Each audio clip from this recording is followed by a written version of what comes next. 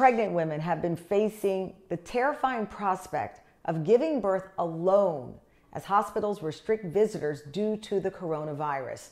Last weekend, New York Governor Andrew Cuomo issued an executive order mandating that partners be allowed in delivery rooms after some New York City hospitals banned them. My next guest's husband is one of the spouses who was actually banned. Charlene Traverso gave birth last week alone while her husband Drew was forced to watch it all at home on his phone.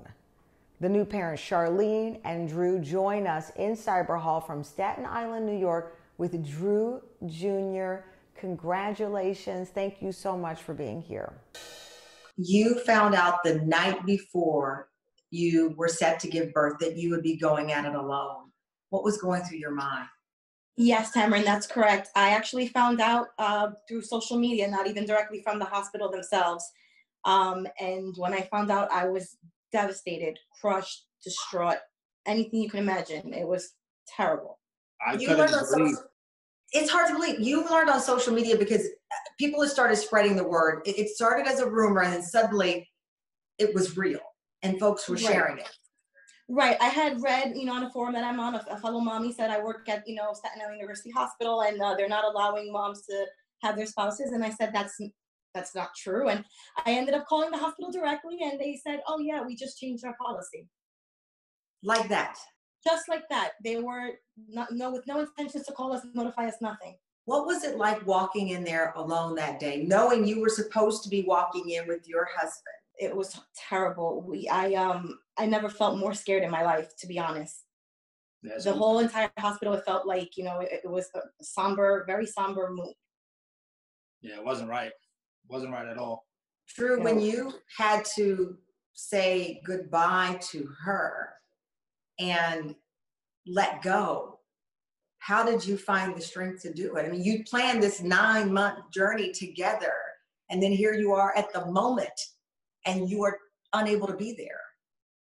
Yeah, it was a little bit emotional for me, but I know I had to be strong because, it took 2 years for us to try to conceive, and when the time came for it, it's like, unfortunately, I'm not able to walk through those doors with her, and I know I had to be strong for her and support her, emotionally and spiritually, at least, because I couldn't be there physically.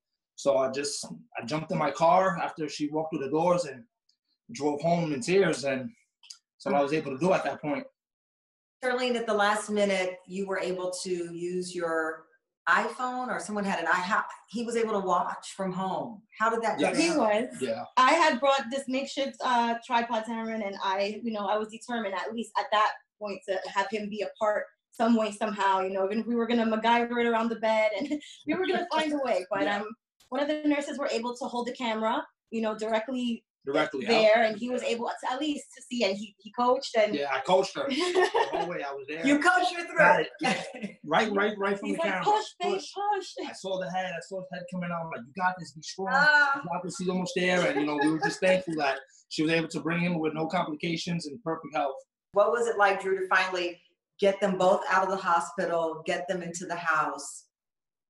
It was a little bit different, being that, I was there for my oldest, and, not being able to be there, like, physically throughout the whole ordeal. It was a little bit different, but once she was walking to the car, I grabbed my son for a brief period, and then I looked at him, I held him, and I was just, like, so loving, like, so much warmth in my heart, and then I just put him in the car seat, and then we drove home.